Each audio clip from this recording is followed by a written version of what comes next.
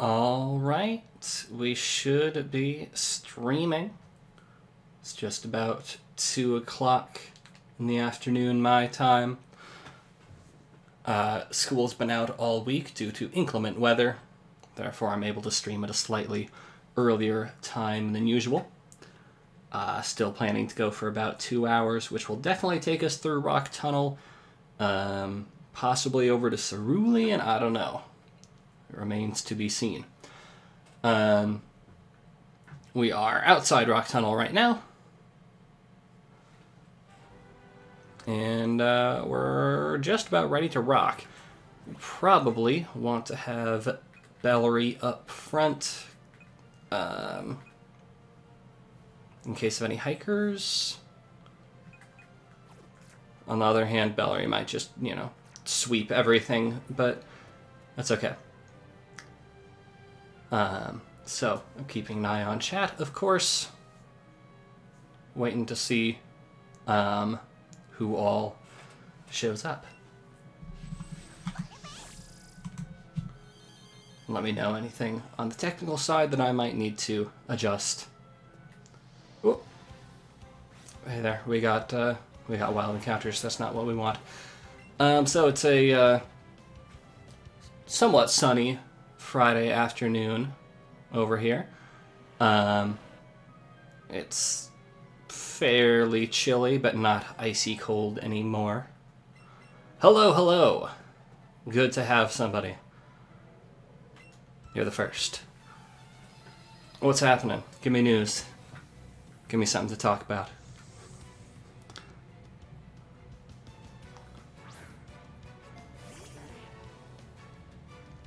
Oh, and there's Dan. Hello, Dan.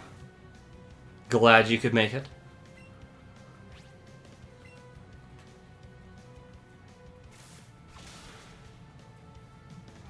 That's a little alarming, Callie, I'm not gonna lie.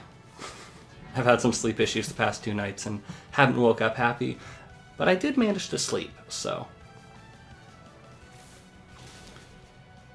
So, Dan, you say you drew your chess game. I had to think about that, but I assume that means that it was a tie, not that you, made an art piece.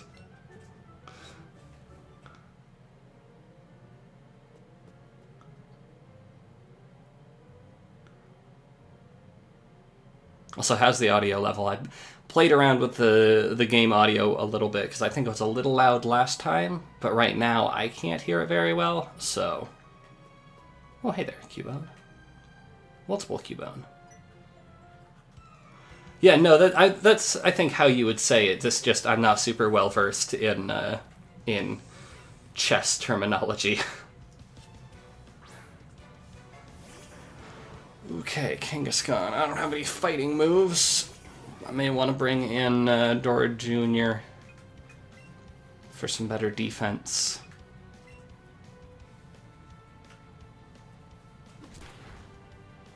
Oh. There were Roblox books? I didn't know that.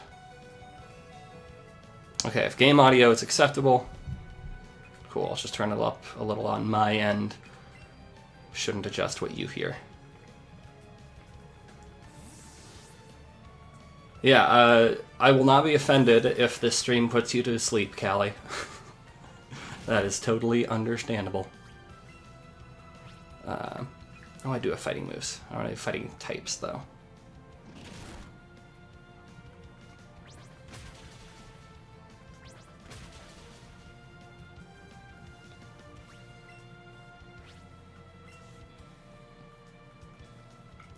So what you say, the most important peeps and games for Roblox, is that I'm a little bit distanced from the Roblox scene.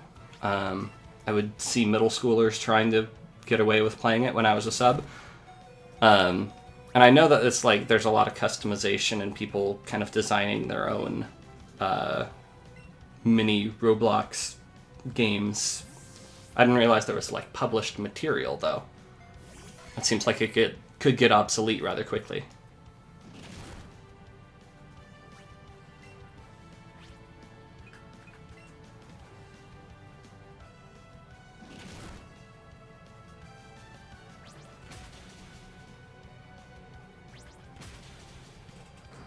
Nice.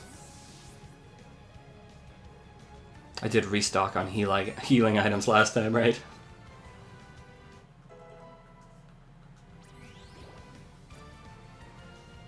Okay. Are they like audiobooks? Or not audiobooks, ebooks? Yeah, that's probably fine.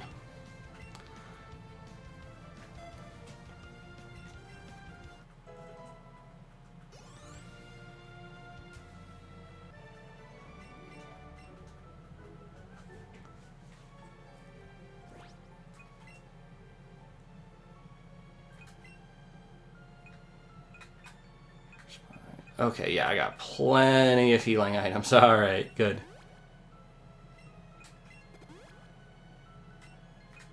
Okay, interesting. They are not ebooks.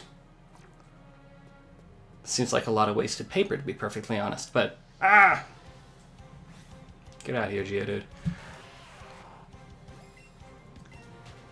I feel like at some point I should, like, try Roblox just to see what the deal is. Because from the outside, it just looks... You know, it probably looks like how Minecraft looks to people who have never played Minecraft, which is like a kind of rudimentary, very simple looking graphical style.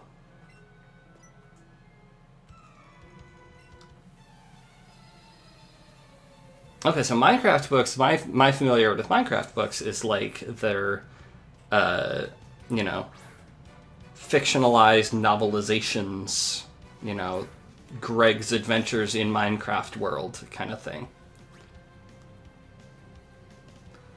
Hedgie, I was looking, I was actually looking at the learn sets for Nidorino and Nidorina. And they get, Nidorino gets Poison Jab at 39, and Nidorina gets Crunch at 39. I did not check if Nidoking and Nidoqueen get those at a comparable or earlier level. I was under the impression that they wouldn't, because normally Stone Evolutions don't get level up moves. Oh, okay, like tutorial walkthrough stuff. Okay, that makes more sense.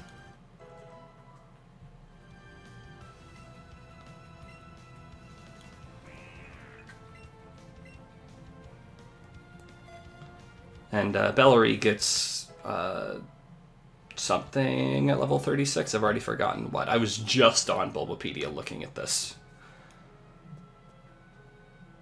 I mean, if it turns out that we're ready to rock with evolving Dora Jr. and some King Pun, like, let's go for it, but...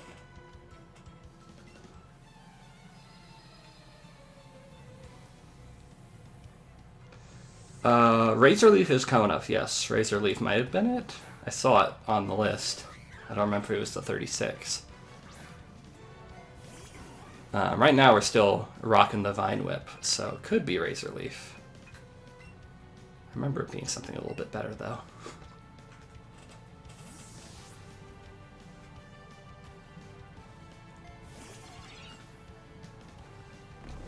I mean, I happen to really like...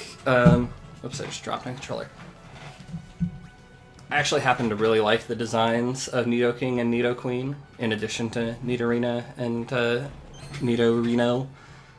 I think they're some of my favorite Gen 1 designs, to be perfectly honest. But I like the whole line, really.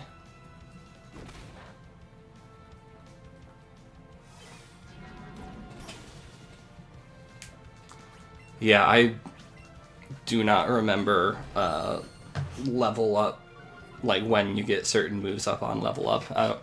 For basically any Pokemon at this point, like even Gen 1 starters in Gen 1 itself, I've kind of forgotten. I think other than Charmander gets a Ember at level 9, because that's super late compared to the others.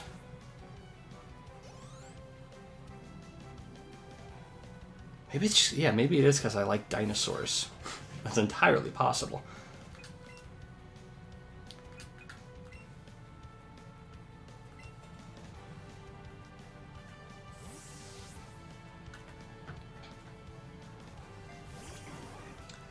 The definitive Gen 1 shape is the shape of a friend, actually, is what you'll find.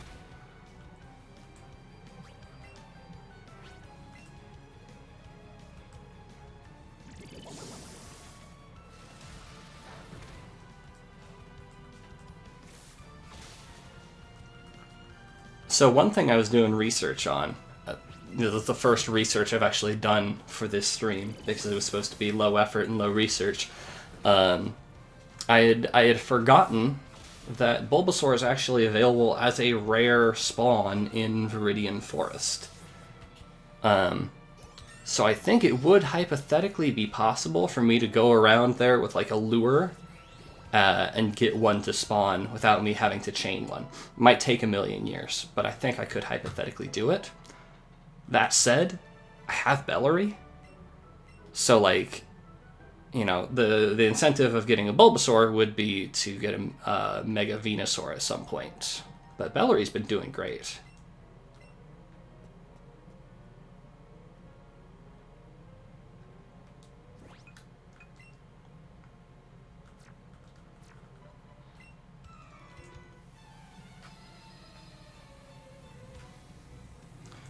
Yeah, I think on that topic, Dan, I've stopped planning move pools quite as much. And I think part of the fun is just seeing what happens. The games are easy enough and I'm good enough at them that I can probably get away with something very suboptimal. So, but I do have enough knowledge to realize, ooh, evolving these guys early might not be the best idea.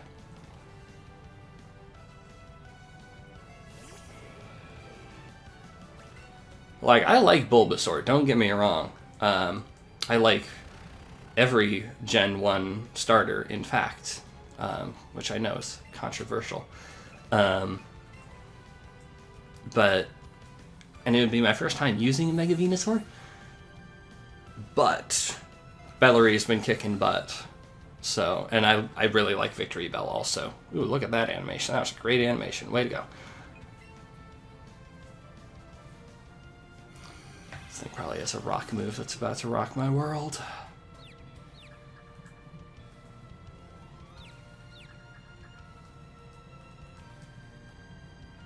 No, it's a foolish fool that does foolish things foolishly. Okay,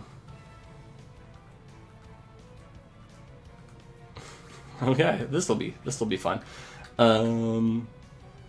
Is Wing Attack not very effective? This is the state of my Pokemon knowledge, I can't remember.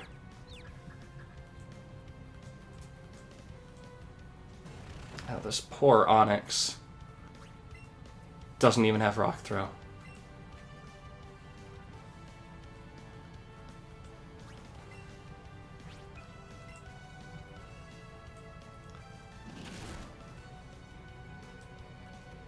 Okay, this is taking a long time.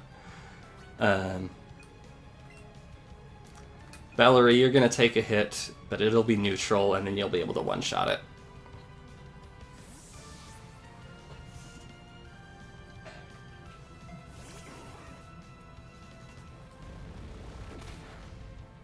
Yeah, alright.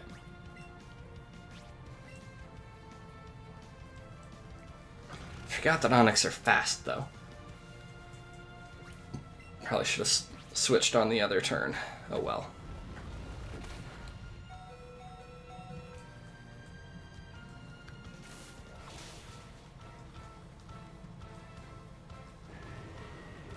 Yeah, every time I play through a Pokemon game, I try to use at least one thing, usually more than one thing that I've never used before.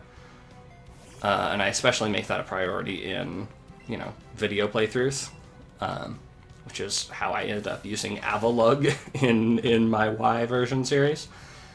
But, like, you know, sometimes you're playing through Gold, Silver, Crystal, and it's like, you know what? I want to steamroll everything. I want to use a Kadabra.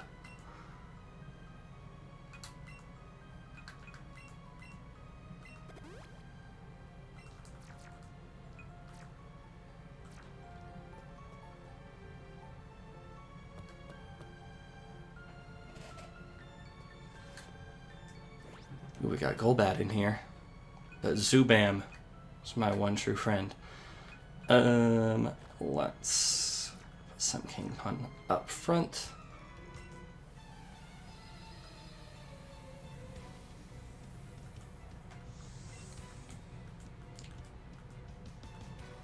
You know, it's gotten to the point where, like, I don't use starters very often, so using a starter is kind of like a refreshing thing for me. You know, if I ever get the opportunity to play Coliseum again, I might use, like, the, probably Crocodile, if I had to guess.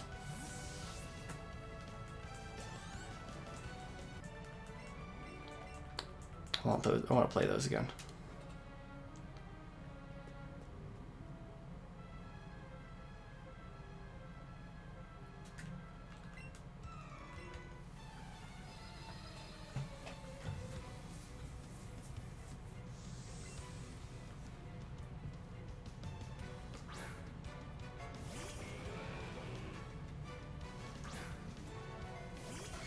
Yeah, Gen 6 experience share is nonsense, but it allows you to get away with basically anything in that game. Whereas here it's like, wow, I actually have to think about what I'm doing. It's amazing. So this one has Rock Throw. Interesting. The other one didn't. Or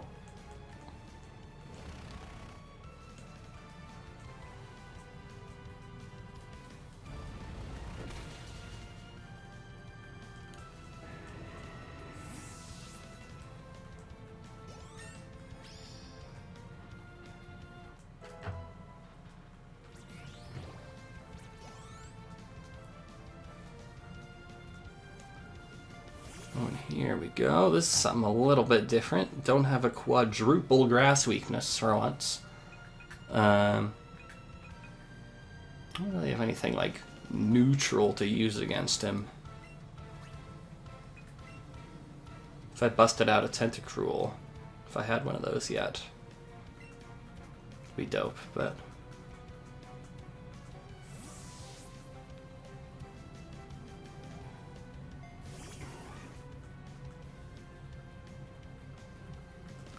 Yeah, I've never really gotten into, like, any Pokemon post-game outside of, if you consider, you know, Gen 2 Kanto post-game, then I'm into that. But, like, Battle Tower never got into, Battle Island or whatever it is in Gen 4 I never got into. Gen 5 actually had a decent post game because it actually had new areas, new routes to explore. But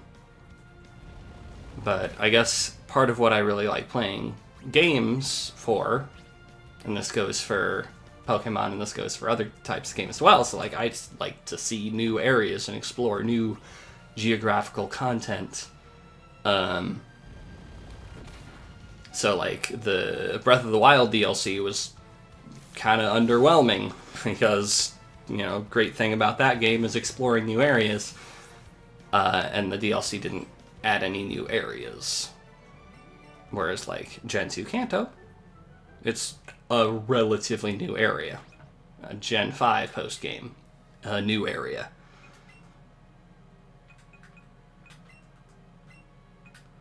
Gotta watch Bellery's Vine Whips. Don't have as many as I would like.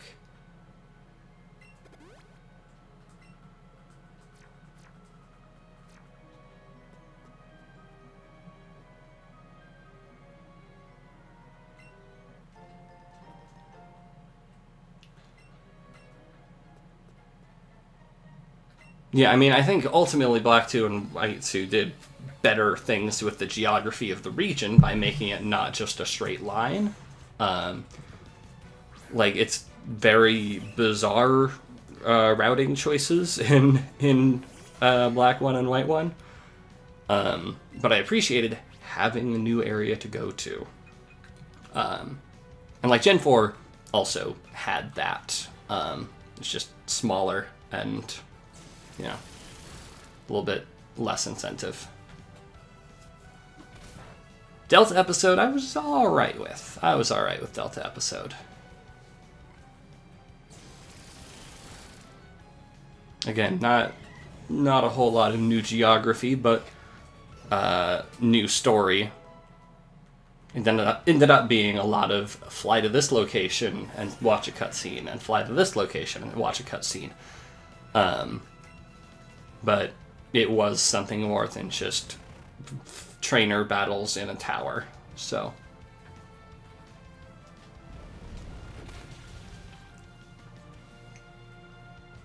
Ooh, that could be dangerous. Ooh, nice. Nice one, Some King Pun. Thank you.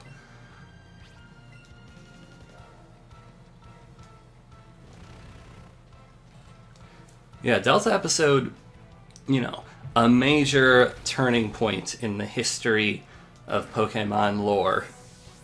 Because it confirmed explicitly multiverse theory within the Pokemon universe.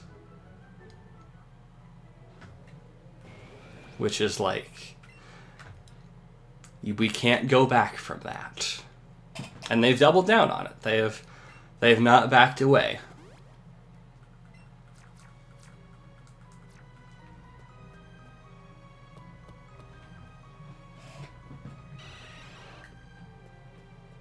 Look at all these Golbat.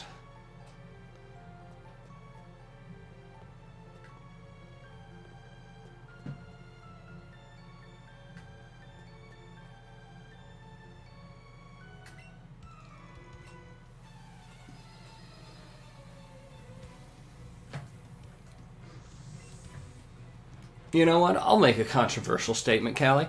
I like that they changed how the healing items worked in Gen 7.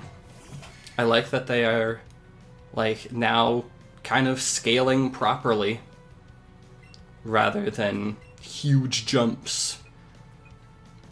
You know, you've got a mixture of potions and recreational beverages for basically whatever healing need that you might desire, rather than just having, oh, you can do 100 with Moo Moo Milk or 200 with a Hyper Potion. Good luck getting Moo Moo Milk.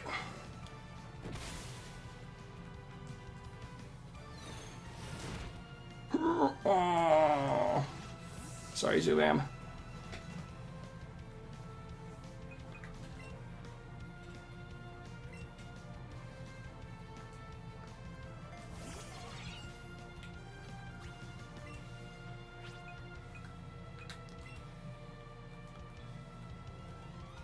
Alright, fingers crossed.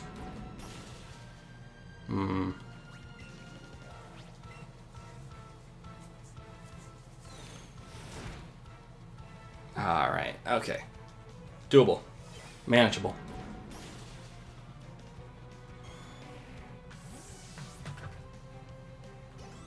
Yeah, I've literally never used...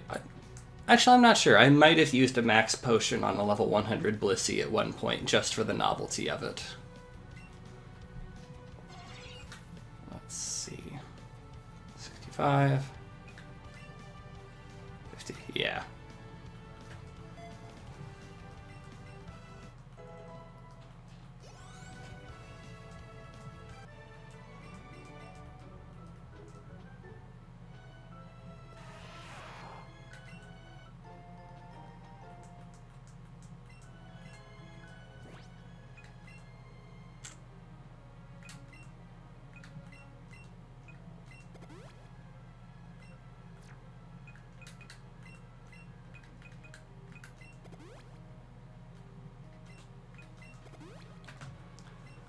Alright, I think we're getting somewhat close to the end of the cave here. It always goes by faster than I remember it going by. In part because it always took me a million years when I was a kid, because I had terrible navigation.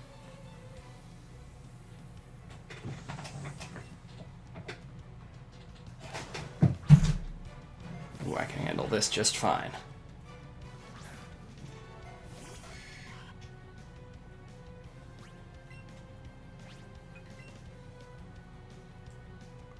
Ooh, flamethrower. We're bringing out the big guns.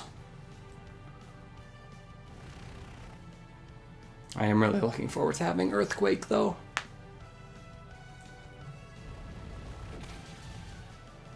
No, don't do that. That's extremely rude.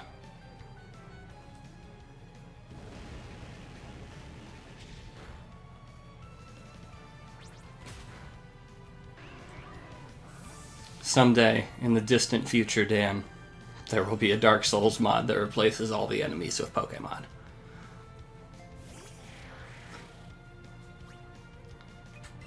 This could be rough.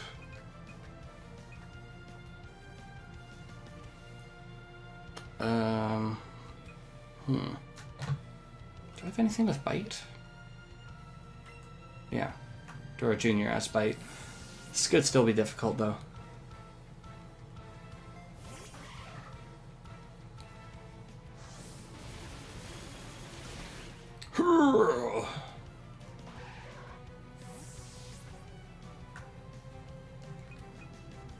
Probably should have given her a free switch in.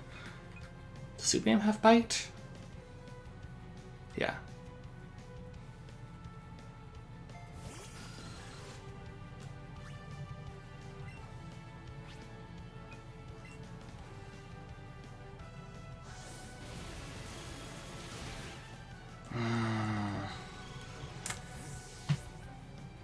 This one could be tricky, guys.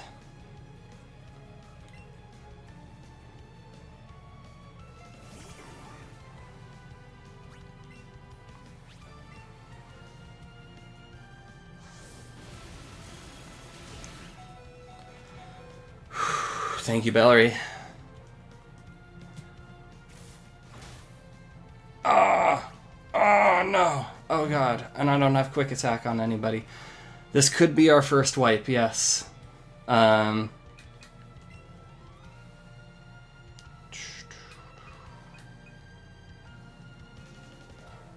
There's always some stretch of luck. But if a one-shot Dora Jr., some King Pun's not gonna survive a hit. But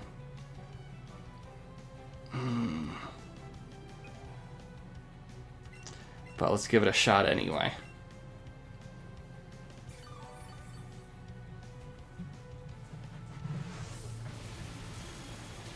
Thank you, Bellery.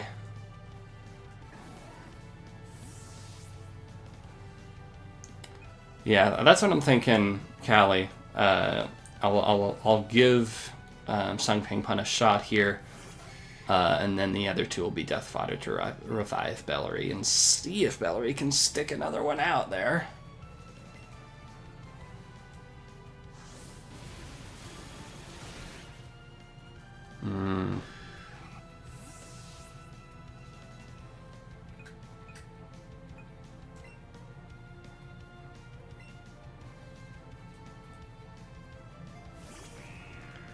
Yeah, the optimal strategy that I considered, but figured if it doesn't go well, it's just a total wash, would be to have tried to sleep powder in hopes that Bellery could survive. And then if that had worked, which wouldn't necessarily... Sneck, you held on! Oh my goodness, Sneck, thank you. If I'd had you attack, it would have... you would have defeated this thing. Dang. Ooh, it's out of side beams. I think.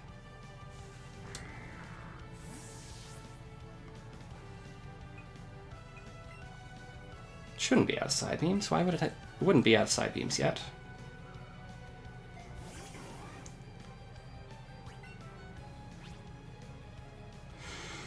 Here we go.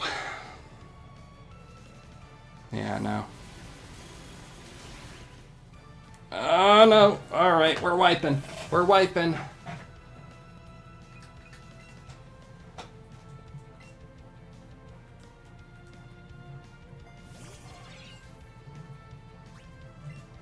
Alright.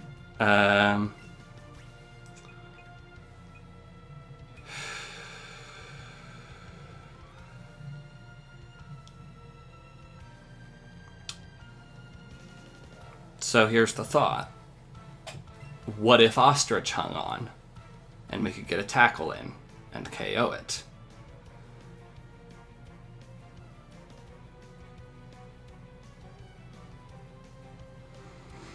Place your bets, folks. Revive Bellary one more time, or tackle on Ostrich.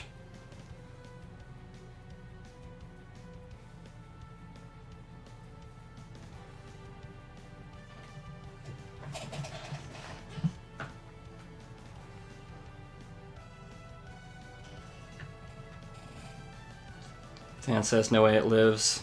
Bowser says revive. Cleopatra says tackle. 2-1 here. Callie, you're saying survive? I think that's 2-2. Ostrich go down fighting. Okay, tackle it is.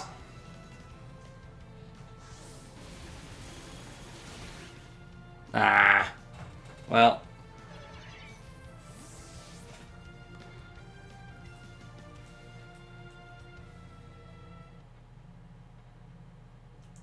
There's our first wipe.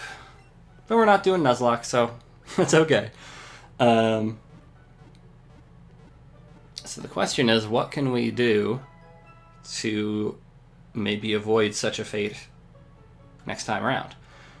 I've got a couple rare candies. I could check who has the best special defense and use a couple rare candies, see if that small boost would be enough. Where's my freaking stats here? Oh, here we go. Special defense, 49. Okay, would be Dora Jr. if anyone.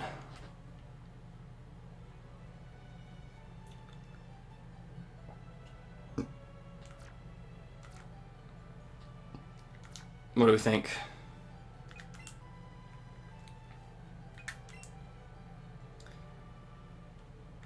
We got 2 rare candies. I don't know if that would make a difference. We could... No, we're not grinding. We're not doing that. That's not how we do things here. Yeah, Dora Jr. the bite is kind of what I'm thinking. So let's go for it. Get a free switch in. By letting someone else try to attack.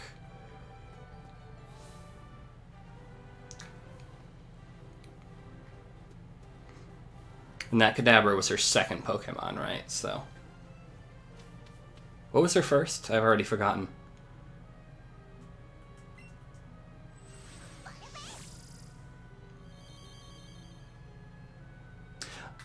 Callie, I can't believe you would suggest such a disgusting thing. Absolutely not.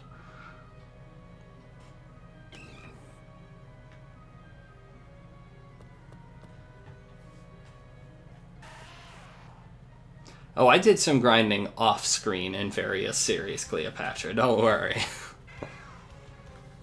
Like my Y series, I did quite a bit with a particular Absol off-screen at the Battle Maison, whatever it is.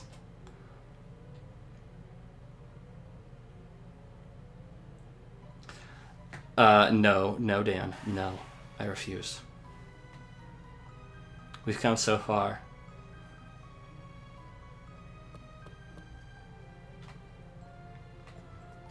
Yeah, if there's one thing that people should know about me, well, I would say it's that I don't give up on things halfway, but that's demonstrably not true.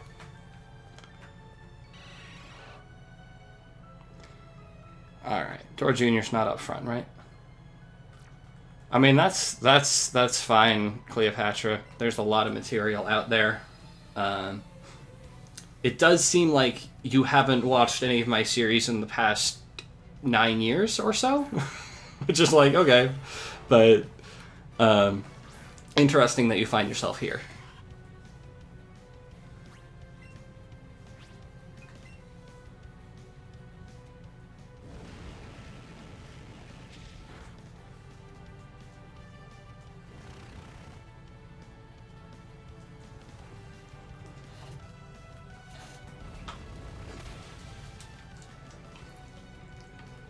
Yeah, if I keep beating this Vulpix, I'll get little bits of experience, and eventually I'll get to level 100 and I'll win.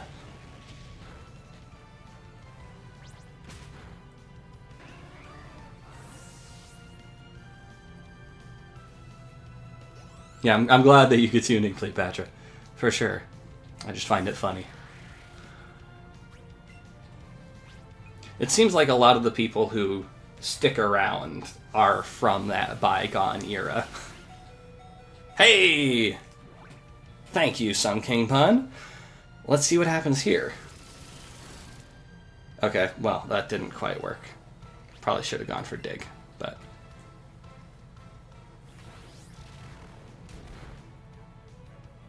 Hey! Nice! Nice work! I think he doesn't want to be upstaged. Okay. He going for the hat trick?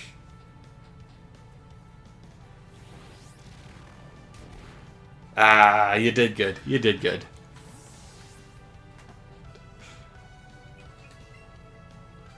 Well, they're not wasted.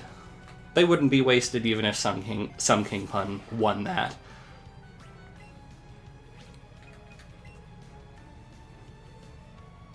And that was just an inexplicably bad move on her part, so...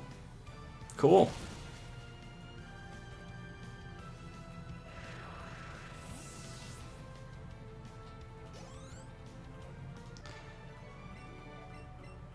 Yeah, I don't know if I've ever explained those watermarks on screen, but basically there were a couple different free recording options, and that particular program, which I've honestly, ironically, forgotten the name of, even though it displayed its watermarks on 5 different points on the screen, was the only one that didn't have audio desync when I tried to use it, so that's what I used.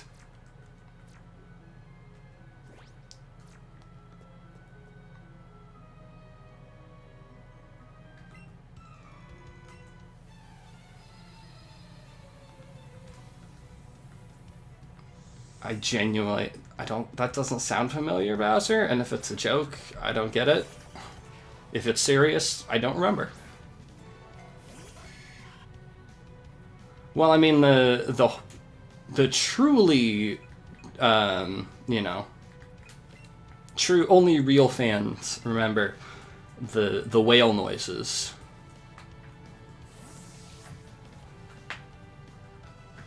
I honestly think the whale noises are more iconic. They're what I remember.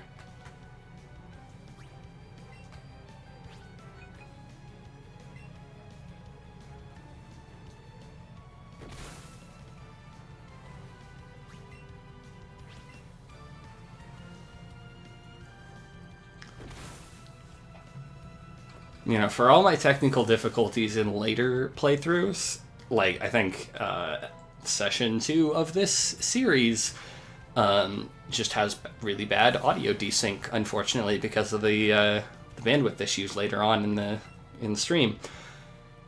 It's still listenable, which cannot be said for those early episodes of Starly. Yeah, Big Dip on a Bus, who I like to call Jish Dip, even though he doesn't really like it, did make a parody in his Platinum Baby Pokemon run on, I forget the number of the route, but it's the route that has the tower with Spiritomb leading out of Heart Home. And I think he even is like, he changed the title format for that episode to match my title format. So it's like Baby Only Run, name of the route, in brackets, Redux. And he went all out. It was really, it was great.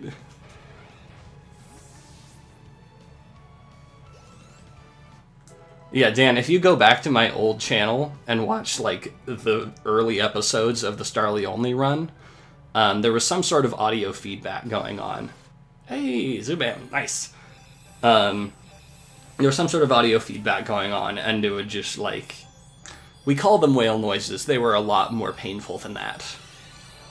209. 209 was the route. If any of you have not seen that parody video, it's hilarious for one thing. And deadly accurate.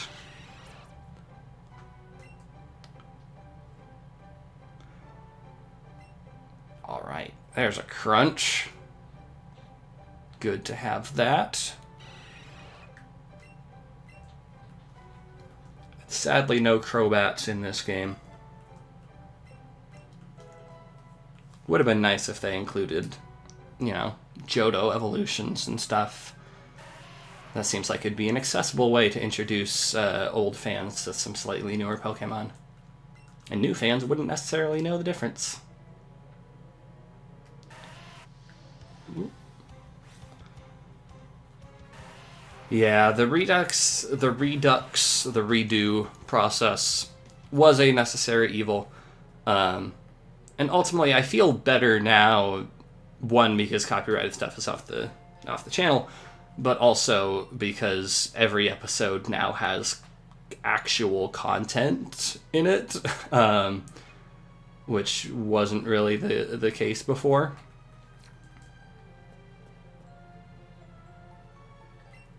And for the record, I do still have the original versions of all those episodes on my hard drive, so, like, they're not gonna, you know, they're not lost to eternity.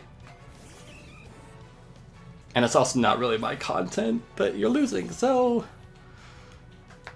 there are still a couple things about older videos that I'm not 100% happy with, but I'm learning to live and let live.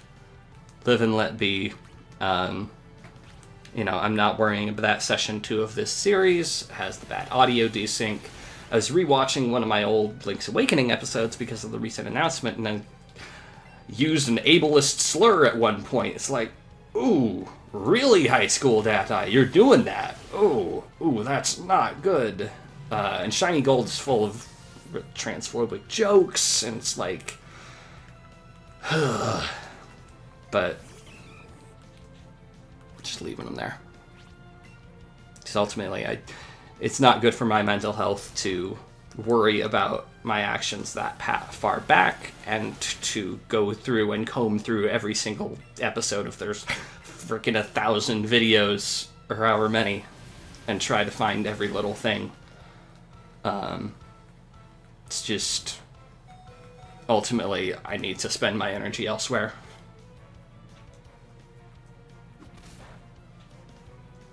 Oh, we're so close, Ostrich. I'm sorry.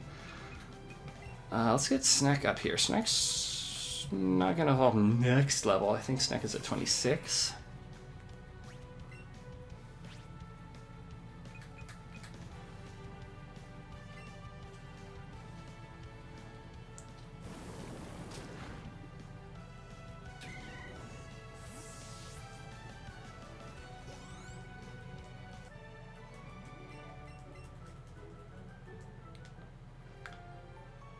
Yeah, I'm also just not a good speaker in those early episodes. You know, I got more comfortable behind the mic, and I started taking acting classes, which helped me to just emote more in general.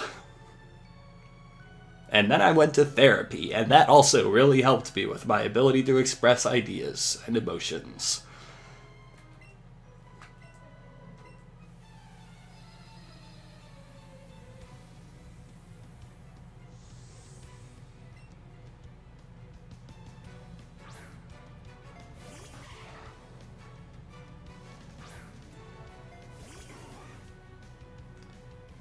I'll admit I've completely forgotten whatever that Dark Souls 2 spider killing gag is.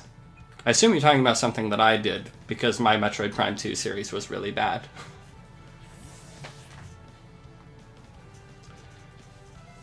Yeah, I had long hair back in the day. I literally could not get away with that these days, because I'm extremely bald. But, like... I got rid of that after my first year of college, because once I got to college, it was no longer something that made me unique. college is interesting because it's like, oftentimes, a time for experimentation and figuring out who you really are. And I learned that, okay, this particular method of self-expression is not actually, in and of itself, fulfilling.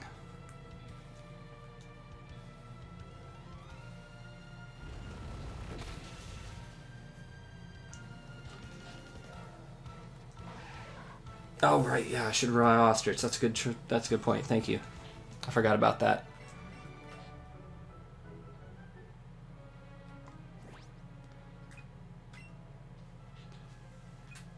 Yeah, when I went in to get my my haircut to do the deed, the barber thought I was joking at first.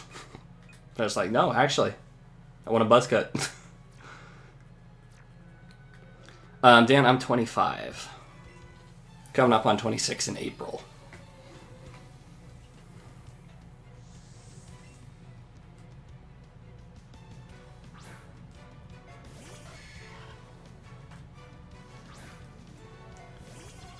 Alright, let's see what happens here. What'll it be?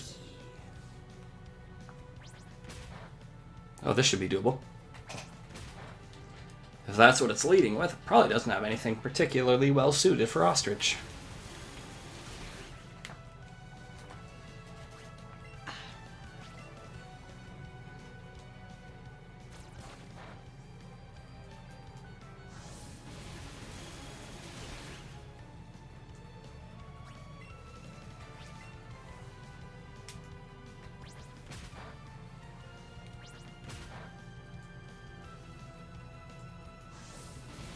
So BT dubs, just to draw attention to the future rather than the past, at some point we're going to get the ability to fish, right? Or when are we going to be able to catch tentacool is my question. Because I think having a water type on the team would be really useful. And like Ghastly's coming up, we're going to grab Ghastly for sure. But I don't remember the like fishing rod / surf situation in this game.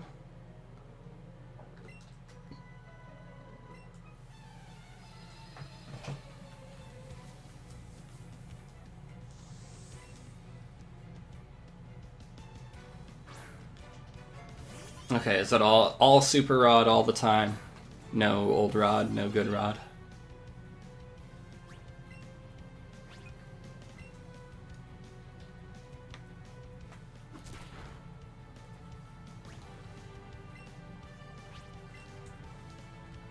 Okay, south of Lavender, in like the fishing guru's place, past the Snorlax. Would that be an accurate assessment? Or there is a good rod.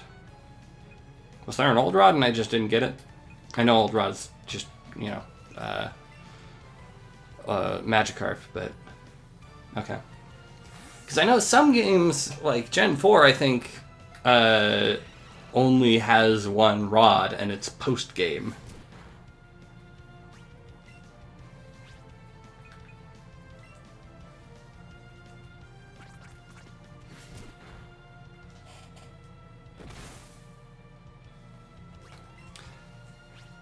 Dan, I might go to Norway again this summer.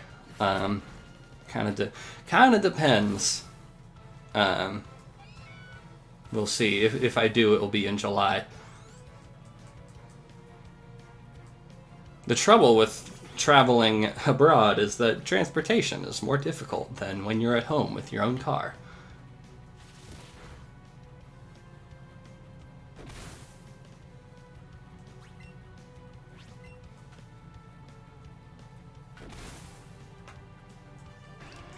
Alright, I like it. Should we rename Zubam to Golbam? What do you think? Now that we've gone through evolution. Oh, Snack, you evolved at 22. I thought you evolved at 26. Cool.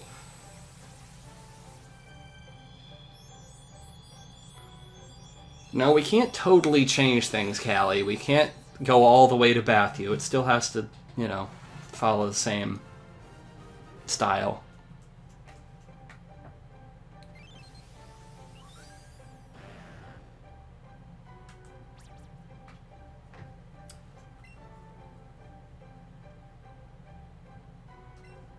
Ooh, a lot of folks getting crunch on the level up. Or on the evolution. Okay, I'm hearing support for Golbam. Cool. Sorry, Callie. Bathu is a great name, and you should, you know, catch a bat friend of your own. But...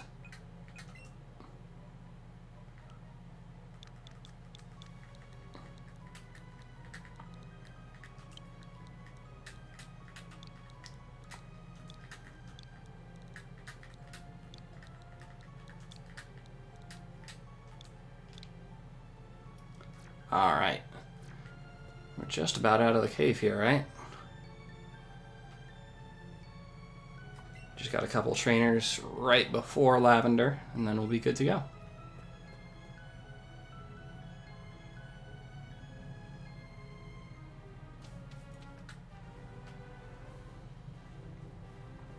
Let's see if Snack wants to take the lead here. I don't remember what any of these folks have, but I want to give Snack a little bit of time in the spotlight. I'm thinking back to Snack holding on that one time, and I'm thinking, that was Snack saying, I want to stick around. So I want to give her a chance.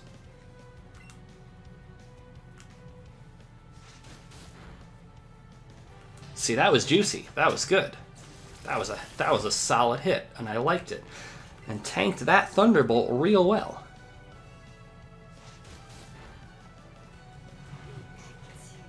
So I'm thinking maybe Ghastly will swap Ostrich out. And kind of go from there.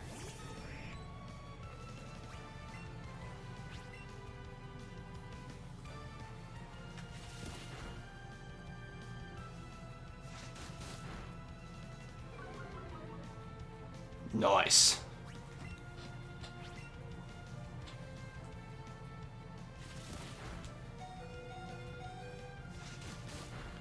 Cleopatra, I am trying to stream this every Friday afternoon. This week was a little bit earlier than it would usually be, because usually I work on Fridays, but we have inclement weather and didn't have school today.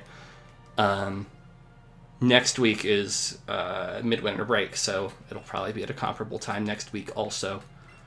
But I'm trying to do these Friday afternoons. So, if you would like to come around again, I'd be happy to have you.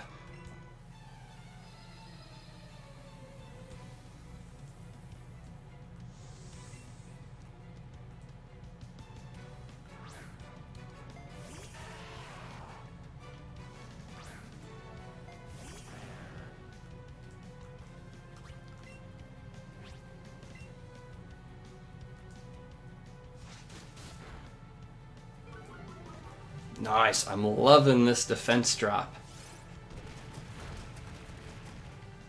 Didn't love that quite so much, though.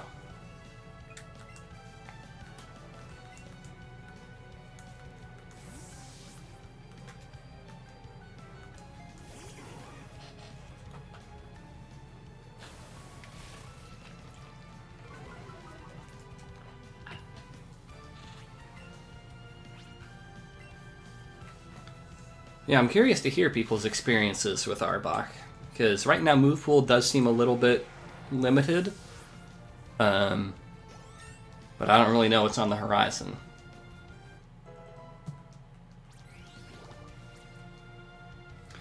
Oh, there's Razor Leaf at 27, so whatever the thing at 36 is not Razor Leaf. Maybe it's Poison Jab. I think maybe it's Poison Jab at 36.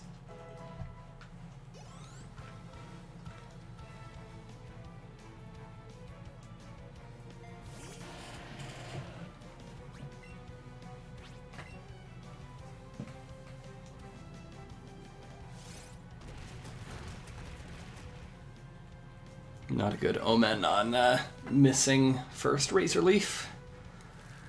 Oh well.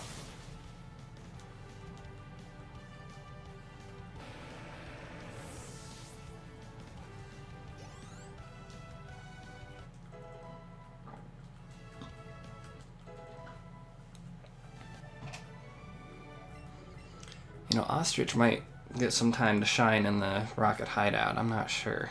This is getting tough. I'm getting attached to most people on my team.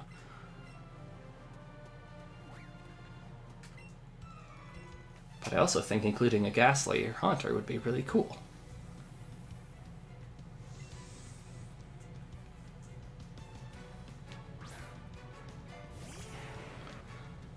Mega Evolution versus Z moves. Well, I mean, I like the concept of Mega Evolution, but I don't like a lot of the Mega Evolution designs.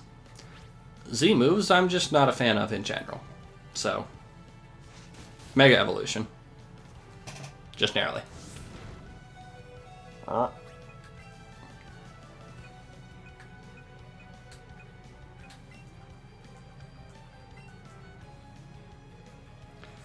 And I mean, I wish that I liked Z moves more, because I think it is incredibly dope to do a super stylish, like, Super Sentai pose before unleashing a powerful finishing move or something. But the fact that they require you to use your hold item slot, stinks.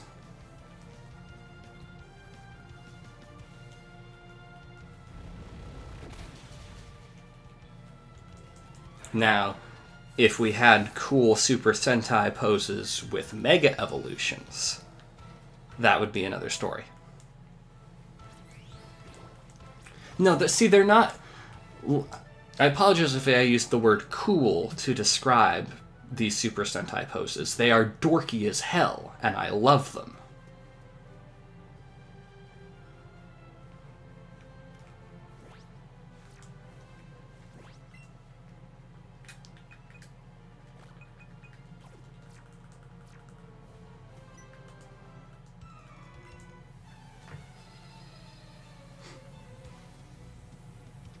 I never got to Ultra Necrozma. I never finished Ultra Sun or Ultra Moon.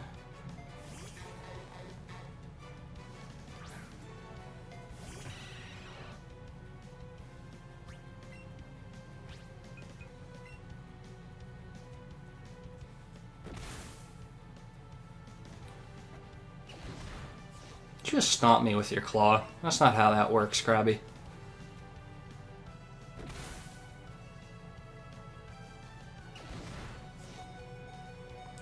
Powerful stomp, though. Yeah, alright, see you, Dan.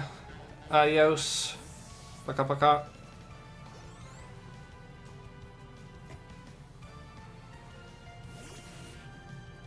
I don't know what the Lurin suit is.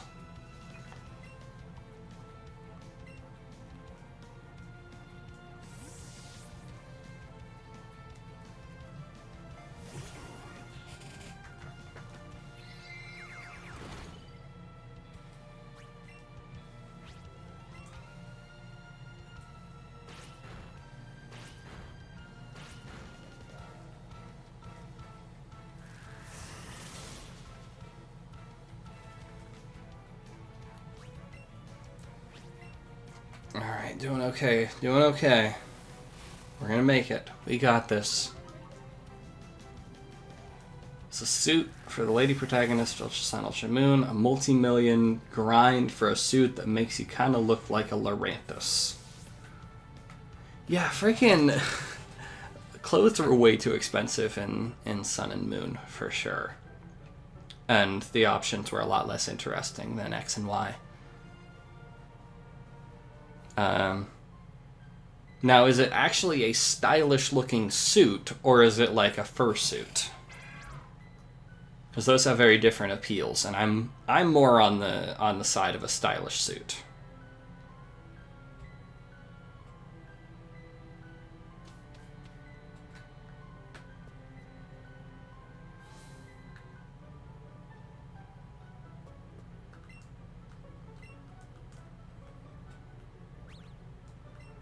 Yeah, I never updated my living decks for Ultra Sun, Ultra Moon. Because hell, if I'm gonna, you know, play through the same game, you know, same 75% same game again, just for like 5 new Pokemon. Yeah, Ultra Sun, Ultra Moon, probably better than Sun and Moon, but I already played Sun and Moon and it wasn't different enough for me to want to play it again. I've always liked this NPC. She's funny.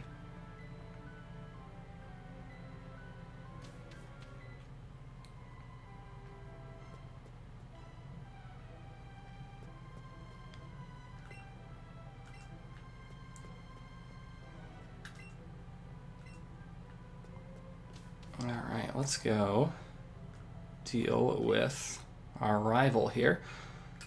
I think he's going to lead with a Pidgeotto, right? So let's lead with our Thunderbolter.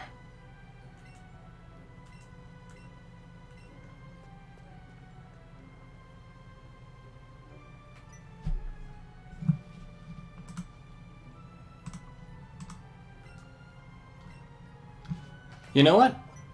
Looking at that Loran suit, I like it. I'm not the hugest fan of like the armbands, but the rest of it I'm into. Like the bracer like part of it, you know, towards the wrists and gloves, those are fine. But kind of like clown things on the biceps, I don't know about that. But I like it.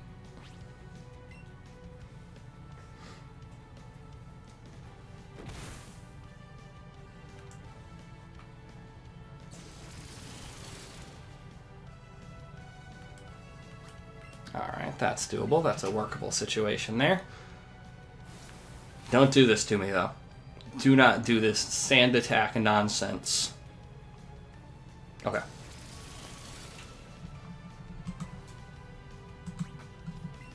Oh.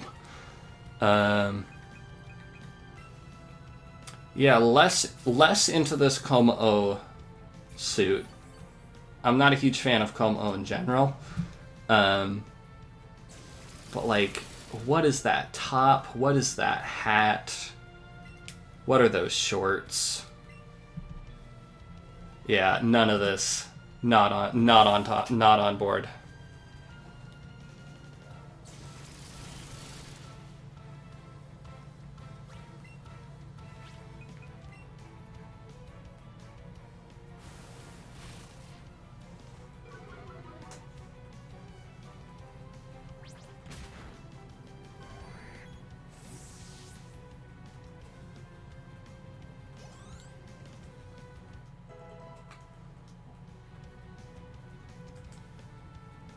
Alright.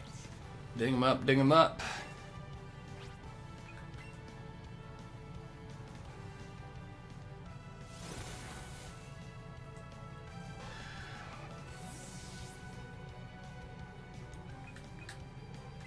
Dory, could you dig also? Yeah.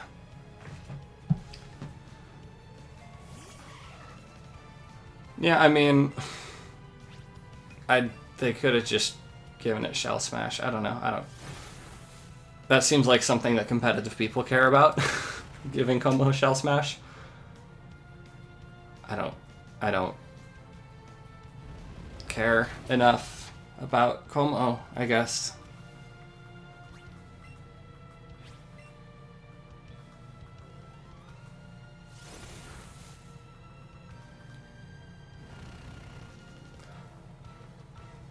Yeah, I think the difference between the Loran suit and the Como shirt outfit is that, like, the Loran suit is a actual, you know, outfit that takes inspiration from Lorantis.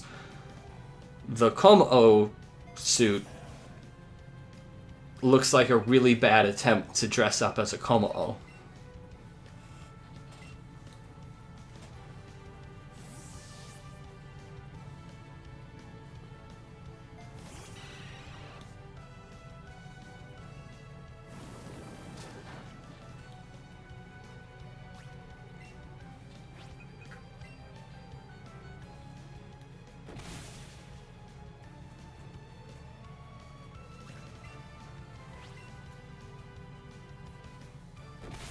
Okay, so Como with Shell Smash would have gone to Ubers. Okay, well it'll join you know, a number of other late game dragon types in Ubers. I have no idea if other late game dragon types are still in Ubers, but I know for a while Garchomp was there and Salamence was there. Like a decade ago.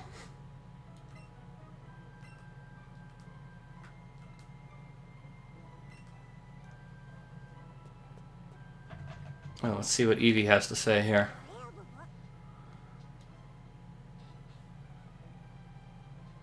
Alright.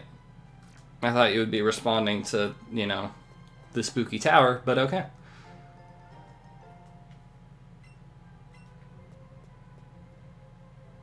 Ooh, are you a trainer right now? Let's grab that item and heal a bit, and then we'll go for you.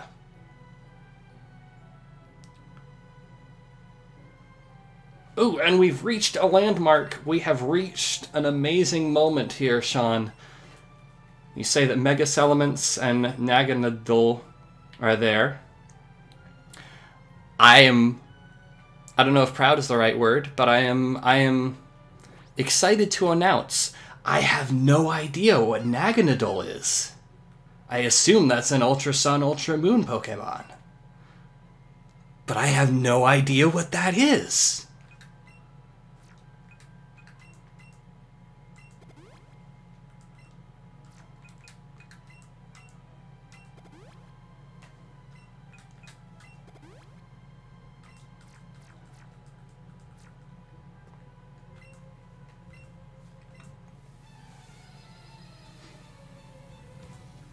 Okay, evolution of Poipole. Poipole I do actually recognize the name for. So there's something. What are you doing with a Geodude? I thought I was all prepped for you. Come on.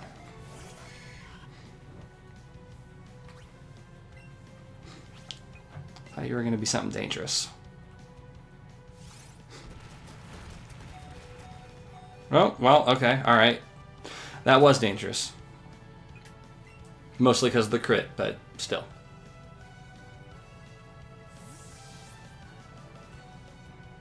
Okay, Poison Dragon Ultra Beast, that sounds pretty cool. Let me search up an image here. Let me search up... Yeah, that's alright looking. Kind of a weird hornet kind of thing.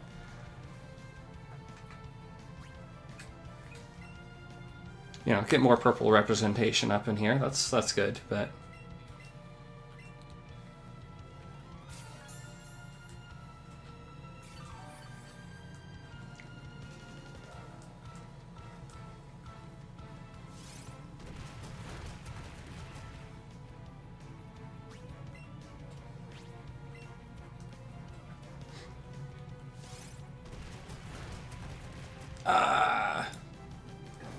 Good work, Valerie. You almost had it.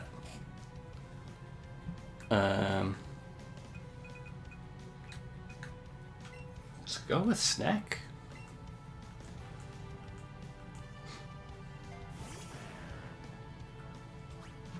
What's this shiny?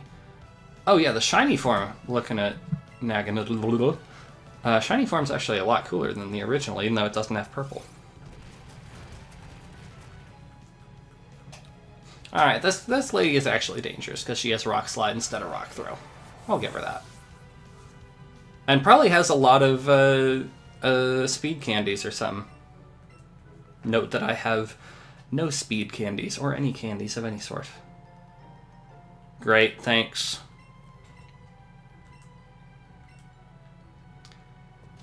Alright, so when we go up here, we do not have the Sylph Scope at this point in time.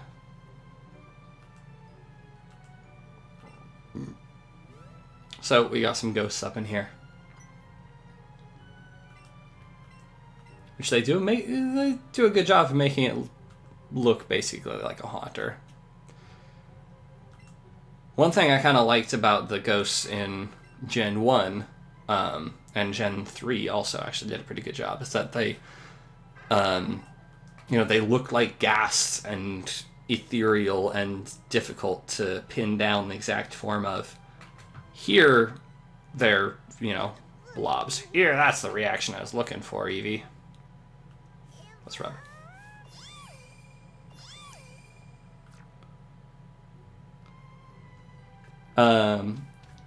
So, Callie, just to quickly explain how the candies work. Let's see, do I have any? I don't think I have any actual stat candies, but... Oops. Basically, when you catch Pokemon, usually multiple Pokemon in a row, you will get a candy associated with a particular stat, whether that is attack, defense, special attack, special defense, speed, or health. You can feed that candy to one of your Pokemon, and it will increase that particular stat.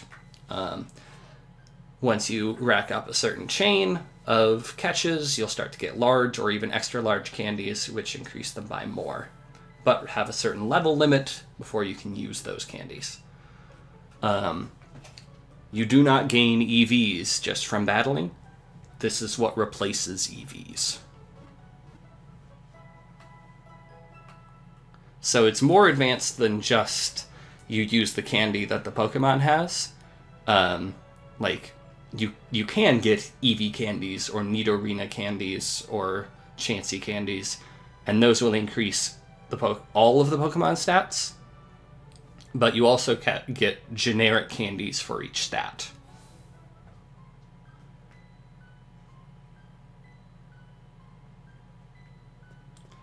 Alright, so... Is there a mart here? Yeah.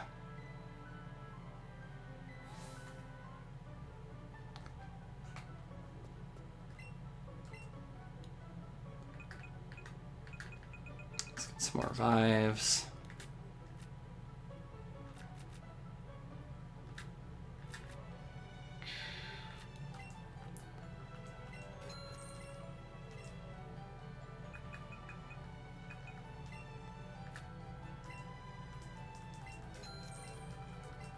There we go.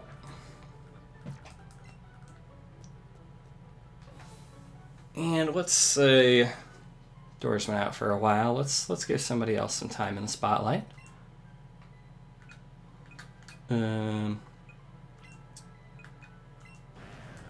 Snack, you're starting to get on my side. I'm starting to warm up to you.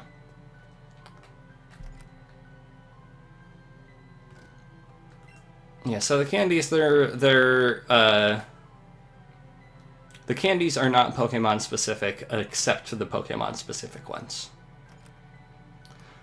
But 99% of the candies you get are not Pokemon specific. Yeah, I like that they expanded the Cubone story a little bit in this game. I think it works.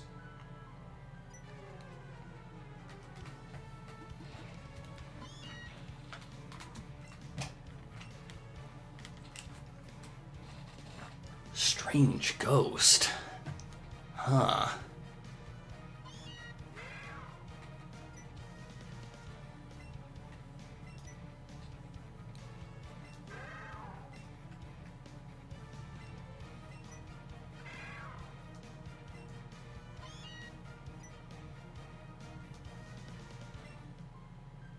Now, if this were true to the anime, James would actually show compassion towards this Cubone, and maybe James would be the one to, make friends with it and add it to his team. But we're not going for that level of nuance in this game.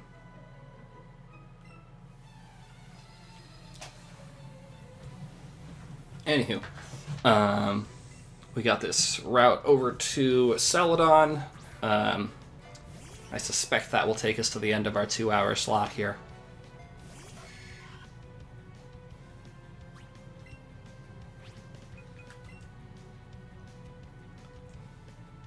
I mean, sometimes highlighting key information in different colors can be useful, especially with folks who have, language processing disabilities. In my profession of teaching, it's often noted as good practice to highlight keywords in a different color.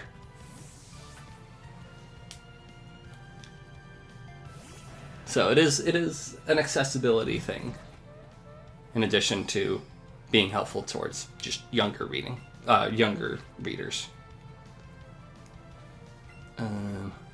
It's 40. Yeah, acid still I think is going to be better. I do hope that our bot gets some better poison moves soon.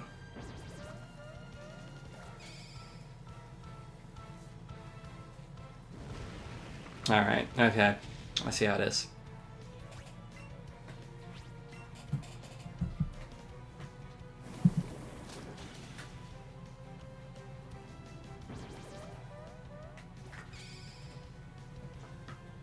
Alright, that's better.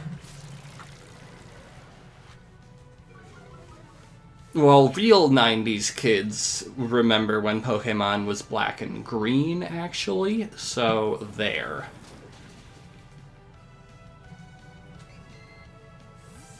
I only ever played on Game Boy Color and beyond, so...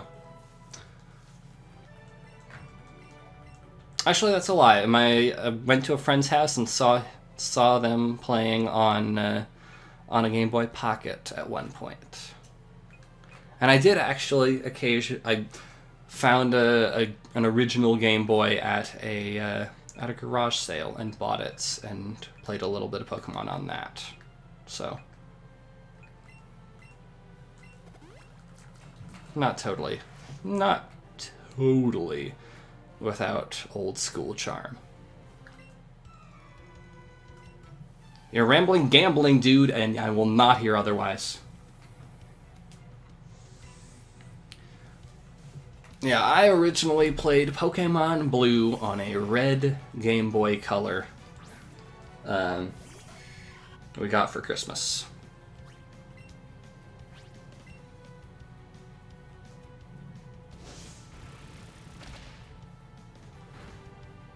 Boo! I don't like it. Rude. So, I think I just need to have everybody except Bellary get killed by a horn drill.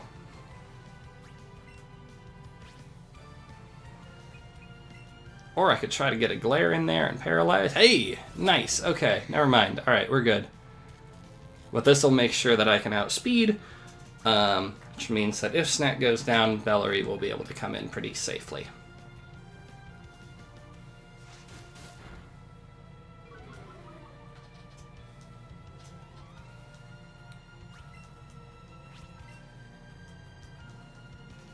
I've forgotten that Horn Drill doesn't actually have perfect accuracy, which seems like a thing that I would remember. I remembered that it doesn't, at least in earlier generations, possibly very early generations, it didn't work against Pokemon that were of a higher level than you. I don't know if that's still true, but I assume that's why this thing is level 35. Nice work, Snack. That was good.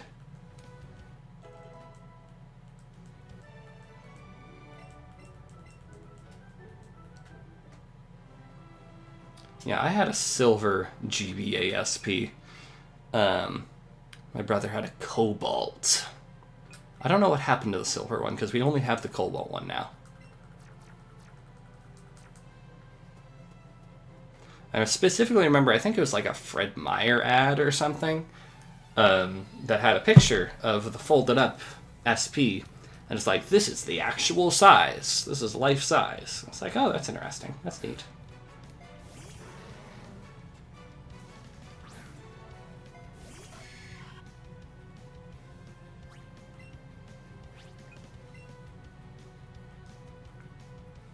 Now watch in amazement as I use Dig on this not levitating smoke cloud. Amazing. Outstanding move.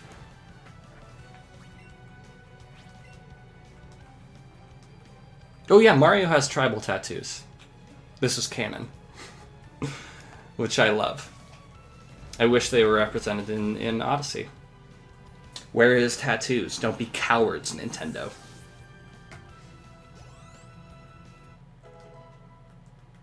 Unless that's later in the timeline.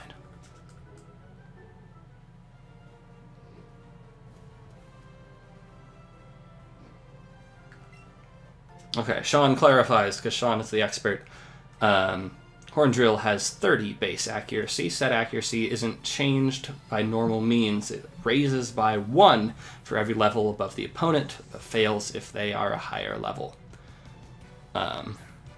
So it, was not likely to hit, but had the possibility to hit everybody on my team, and that's why it was a level 35 Seeking.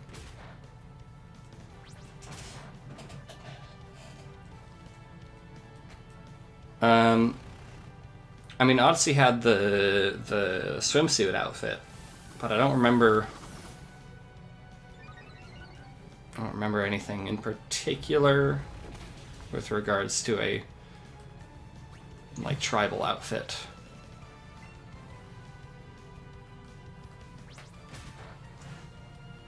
Yeah, I mean, I'm sure that there's... No, I know for a fact I've seen humorous Mario timeline images that are meant to joke about people trying to put Zelda into a coherent timeline.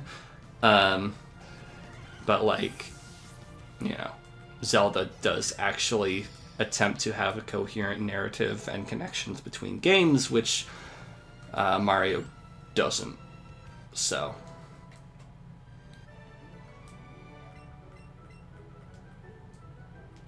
people like to make fun of Zelda timeline theorists and be like, why can't this all be, retellings of the same story? I always interpreted this as a monomyth kind of thing. It's like, well, great, you've ignored a lot of the text of the game. Congratulations.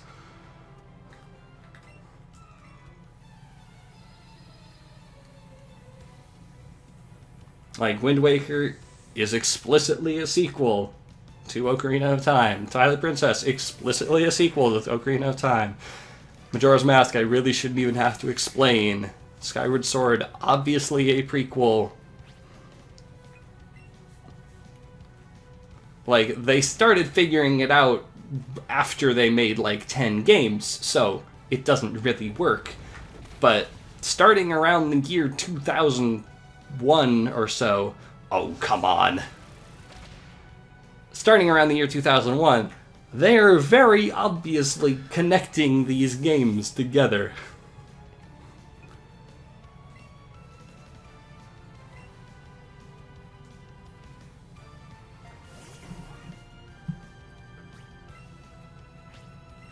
Alright, I'm gonna outspeed this thing at least, so... yeah.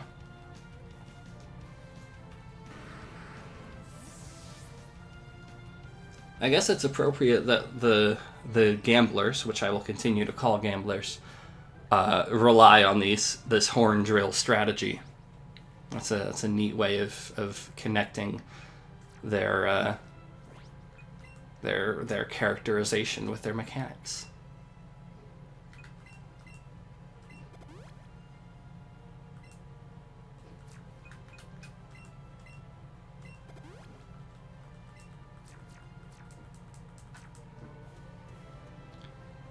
Yeah, Breath of the Wild has just a couple small nods to continuity. Which, there's one cutscene where Zelda is talking about the prior adventures of prior Links, and I think references both Wind Waker and Twilight Princess. But that's, basically it.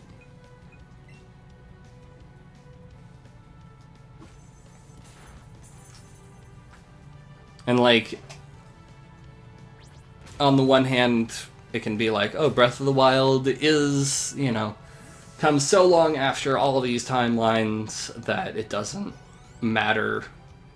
All things converge onto a single point. Or it can be, yes, all these others are legends told in the universe of Breath of the Wild, which, okay, that's fine, that's how Breath of the Wild does it. doesn't change the explicit connections between other games that existed before.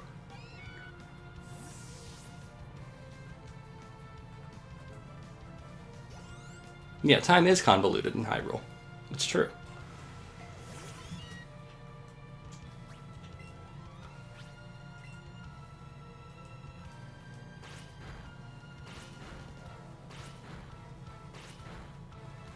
Alright, Claypatch, let's see you maybe next week. I don't know. We'll see.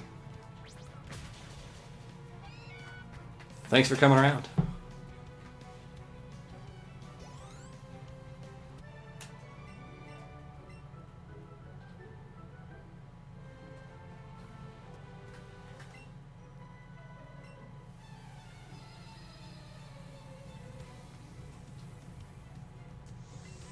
Yeah, I mean, I saw the clip on YouTube recently of Aonuma. No, it's not on YouTube, it was on Twitter. Of Aonuma talking about the inclusion of Kirby as an enemy in Link's Awakening. And the interviewer was like, wasn't that weird? And Aonuma was like, nah, that was good. And I kind of admire that level of dismissiveness. But on the other hand, I can see why it would be frustrating for people.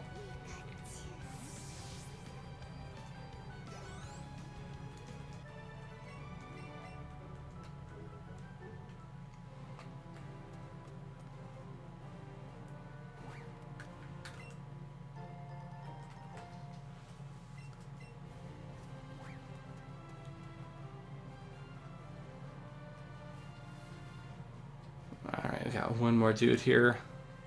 And then we will basically get to Celadon. And then I don't think we have time to take on the Rocket Hideout today, but we will... do we have a Leaf Stone yet? If we don't, we should buy one of those. We could poke around, maybe grab the... whatever... Is Fly still in the same location? We grab that, if it is.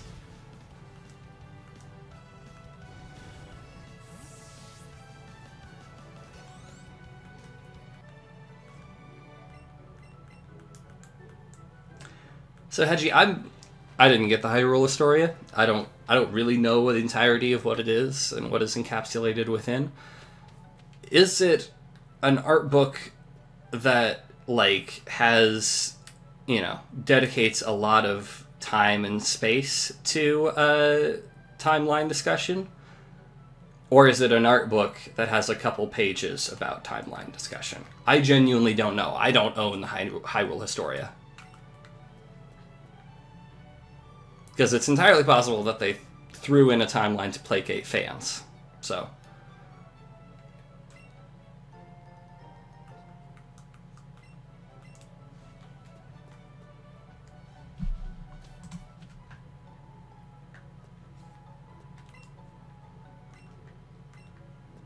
there are probably hidden items in there. But, oh well.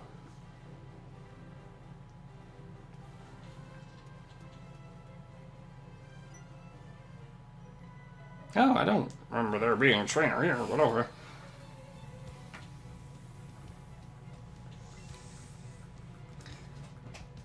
Yeah, and to be fair, if I recall correctly, when I went to see the Symphony of the Goddesses, I think they did also...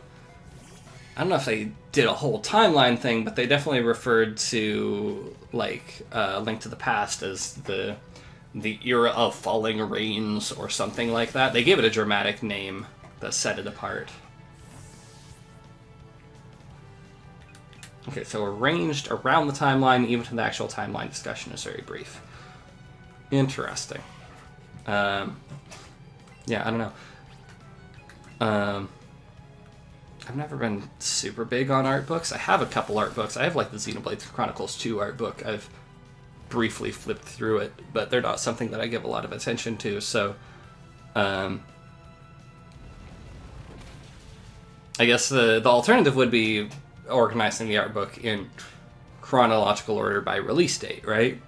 Which is kind of what I would expect them to do. So it's interesting that they did not do that, and definitely gives you more of a reason to be kind of frustrated about them disregarding the work that they clearly put in.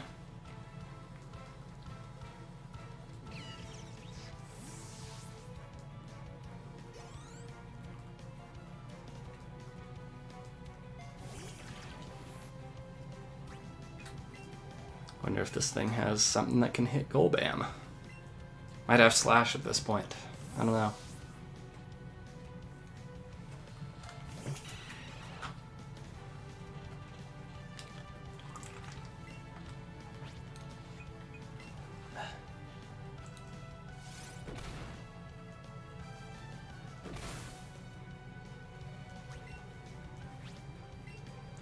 Yeah, I feel like Breath of the Wild, disregarding the timeline, I think it goes along with their, like, you know, soft reboot approach of let's do something very different with this game and shed the baggage that we don't need to create the experience that we want to create. And part of that baggage was probably the timeline. They went one direction. You know, you see this with the Zelda series. They will go one direction and then pivot and go the opposite direction. So, like, you know, Wind Waker came out and had that dark and gritty... No, it had the cartoony, bright art style, and everybody complained. And so they went to Twilight Princess, and everybody complained about that art style. So they went to Skyward Sword, which is a happy medium, and everybody's like, oh, this is too linear and this structured and holding your hands too much. So they went to Breath of the Wild, which is ultra loose. And nobody is complaining about that, interestingly enough. So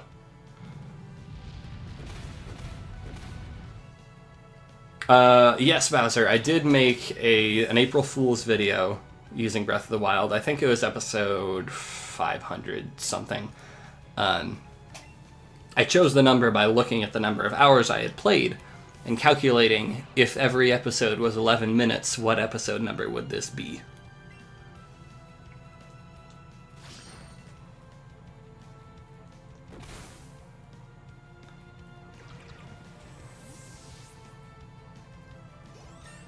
And I did everything that really bothered me about videos. Low video quality, eating while playing, getting lost and not really accomplishing anything, introducing the video with the words, "What's up?" All of those are equally sinful in my eyes. It took 11 minutes to record the actual video, and it's not like I had to do research for the video, so checking my playtime is a paltry task.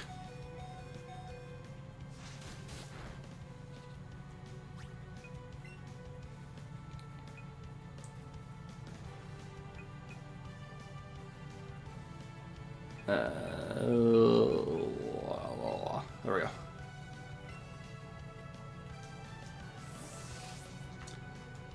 Oh, I hadn't heard that quote, Hedgie. That's not the best quote I've heard. There are much better quotes that I wish he would say instead.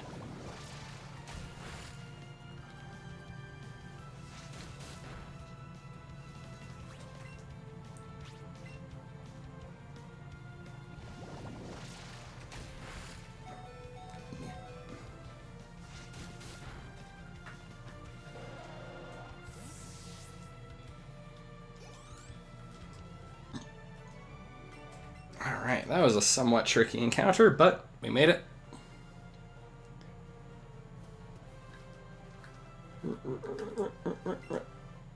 There we go.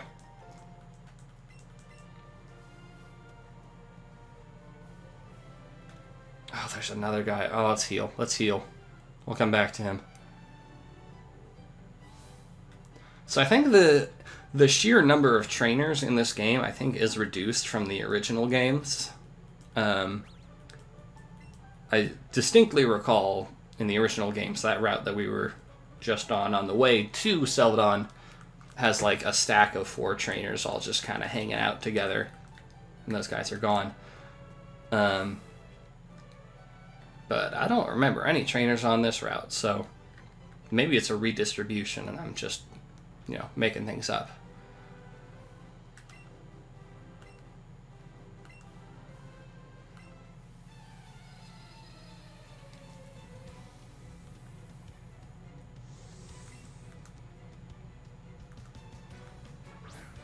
Ooh, this will be difficult. Alright. Luckily I'm leading with my Thunderbolter.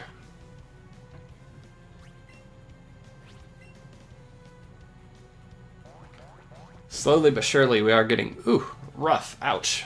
We are getting out-leveled. Trainers are now running around with level 29s, and we've got 28, I think, is our top. Powerful strike.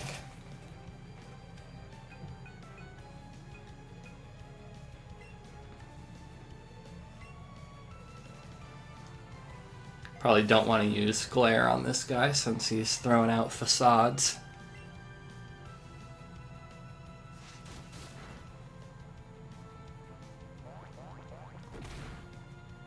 Eesh. Yeah, this guy's formidable. I mean, I knew he would be formidable when he brought out a Farfetch'd, but rough. Yeah, so like I'm going as far as I can without grinding. We're gonna see how it goes. I'm sure that I will at some point, just as I will need to go and catch some things to get into Koga's gym. It would be really great if I could just combine those two events and like catch a chain of things. In order to get a couple more levels and to catch more things for Koga.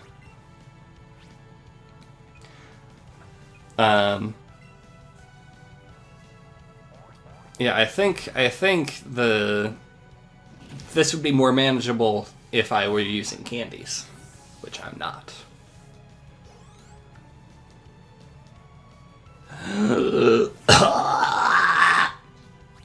Oh, this could be nasty. That's toxic.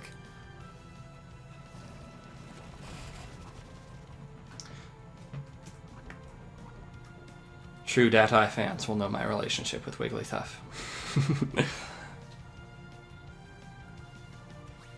Is this thing level 30? Yeah. It's gonna be a tricky business. How's Dark against Fairy? I've forgotten. Not very effective. Okay.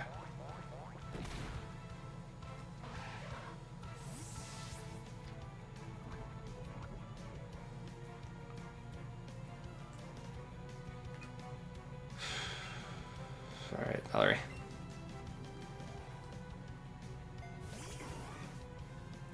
Yeah, doesn't seem like it's using Facade though, right? Oh, no, Wigglytuff is using Facade. I was not paying close attention. But it looks like with some crafty super potions, we'll make it through. If it were just regular poison, it probably wouldn't be worth the trade-off, but toxic, I think, will be.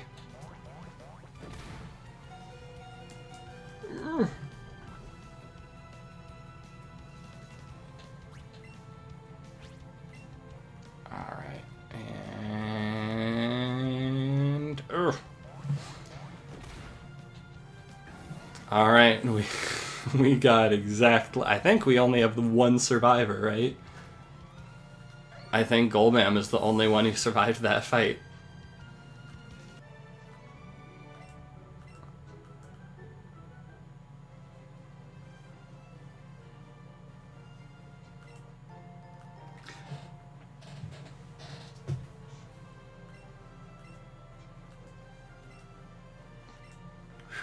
Okay. Honestly, I remember that having a grudge against a Vulpix is a thing, but I do not remember the reason why. Whereas I still clearly remember why I would take umbrage with the existence of a Wigglytuff. Maybe because I made a thumbnail dedicated to the Wigglytuff.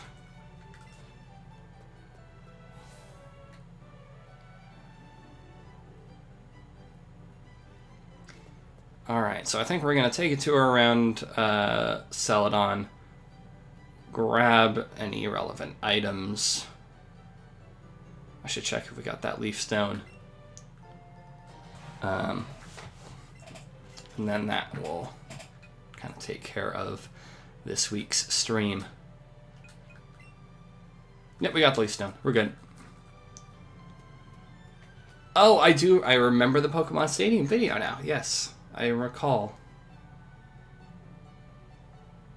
I don't think there's any reason for me to go up to where you would normally grab an Eevee. That'll be good. Hold on to that.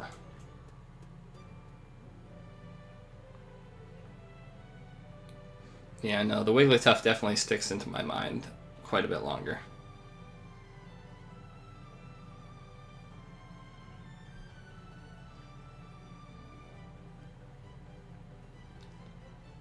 Alright, we gotta grab the bag, coin case. Is that still a thing? There's all these small changes that I don't remember. Yeah, I don't think we gotta... I don't think we have to grab anything. Okay. We want to grab tea. That's how we do the guard thing now, right? We grab tea rather than buying a beverage from a vending machine. Brock! Hey!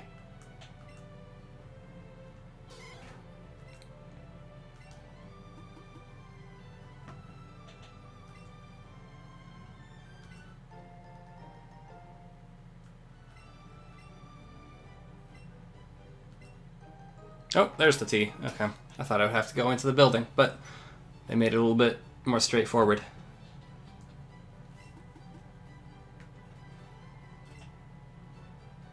Oh, I could pop over to Saffron, grab the Psychic TM, teach that to Ostrich. That might be worth doing. Are Pewter Crunchy? Oh, the Snorlax is in the way. Curses. I thought it was a little farther up. Are Pewter Crunchy like lava cookies? Yeah, they're like lava cookies, full heals. Alright, we'll get to you.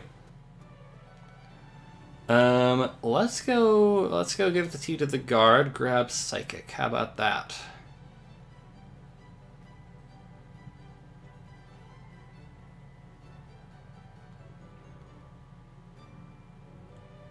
Snack, you having trouble keeping up? You can do it.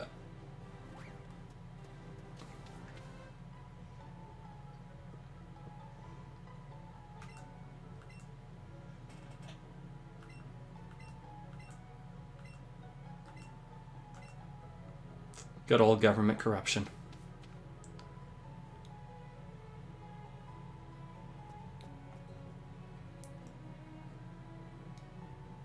Alright, is there anything else in Saffron that we should grab right now that won't take a lot of time? I don't think so. Definitely don't want to try the Fighting Dojo yet.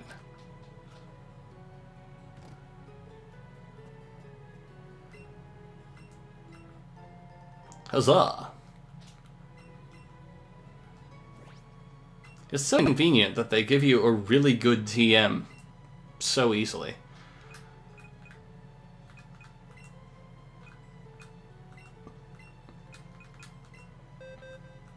Oh, can I do anything with Brick Break? I don't think I can.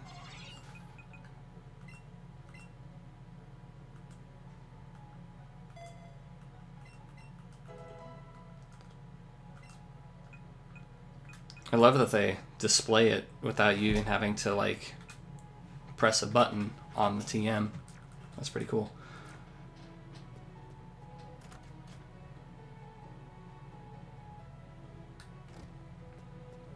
Don't remind me about taxes. Anything over here? Anything in this guardhouse? No. Okay. All right, so I think we're just about wrapping up for this session. In the next session, next Friday, we will take on the Team Rocket hideout. Depending on how long that takes, we may also take on Pokemon Tower, catch ourselves a Ghastly, and that will be our plan of attack next time around. I don't know how taxes are in Poland, but in the U.S., doing your taxes is made deliberately more confusing so that tax assistance companies, like financial planners, can make more money. Yeah. While we're gone, in the week between, think about what we might want to name our Ghastly, who will evolve into a Haunter, but not a Gengar, probably, because I don't have Nintendo Switch Online. But in the meantime,